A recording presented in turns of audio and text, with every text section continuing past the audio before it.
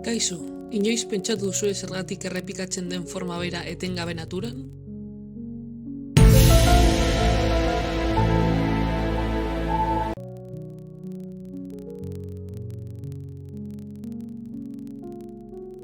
Ez naiz irudi geometriko konkretu horretaz ari.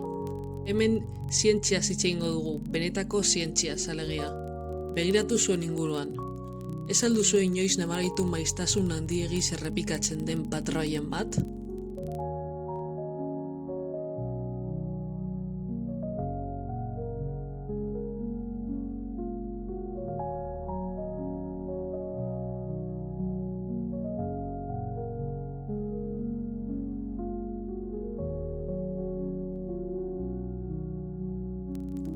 Begiratu erleen nabarezkei, zehazki, karratuak edo triangeluak erabil zitzaketen, baina beti hexagonoak aukeratzen dituzte.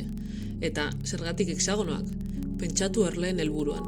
Ahalik eta ezti gehien gorde nahi dute, baina aldi berean argizari kantitate gutxien erabiliz. Orduan, zein da formarik onena helburu hori lortzeko?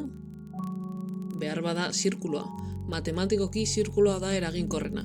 Erradioa R handitu ahala, azelera modu esponentzialean hasten da perimetroarekin alderatuta. Baina erleek ezin dute ezti puztu erraldoi bat airean eutsi. Argizaria biguna da. Zirkulo bakar hori bere pisuagatik deformatu eta lehertu egingo litzateke. Zirkulo bakar bat egin ezin dutenez, unitate txikiogoak erabiltzera behartuta daude. Baina zirkuloek ez dira teselagarriak. Hau da, zirkuloak elkartzerakoan beti geratzen dira alferrikako hutsuneak tartean. Beraz, plano bat hutsunerik eta gainjartzerik gabe estali dezaketen poligonoek aztertu behar ditugu. Lehenik, triangelo ekilateroa zirkuloaren formarekiko divergentzia handiena erakusten duena da. Beraz, aukerarik ez eraginkorrena da. Bere perimetroa azalera erratia oso altua delako. Horrek esan nahi du muga lerru luzegia behar duela barne volumen txiki bat mugatzeko. Eta ondorioz, argizariaren xahutze handia dakar. Bigarrenik, karratuak erabiltzeak hobekuntza nabarmena dakar triangeloarekiko, baina arazo estruktural bat dakartzate. Karratu batean erdigunetik erpinetara dagoen distantzia eta erdigunetik aldearen erdira dagoena desberdinak dira. Distantzia aldi honek egituraren erresistentzia mekanikoa desorekatzen du. Azkenik, hexagono erregularra da plano bat teselatu dezaken poligonorik konplexuena eta aldi berean eraginkorrena. Perimetro azalera ratioa minimoa lortuz. Honek erlei ahalik eta beltigeratze volumen handiena lortzea ahalbideratzen die, eraikuntza materialean gastu minimoa eginez.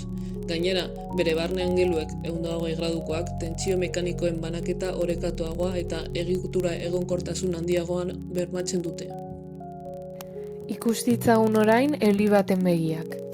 Zergatik dauzkate euliek hexagono txiki horiek? Intsektu batentzat biziraupena ahalik eta argi gehien harrapatzearen menpe dago.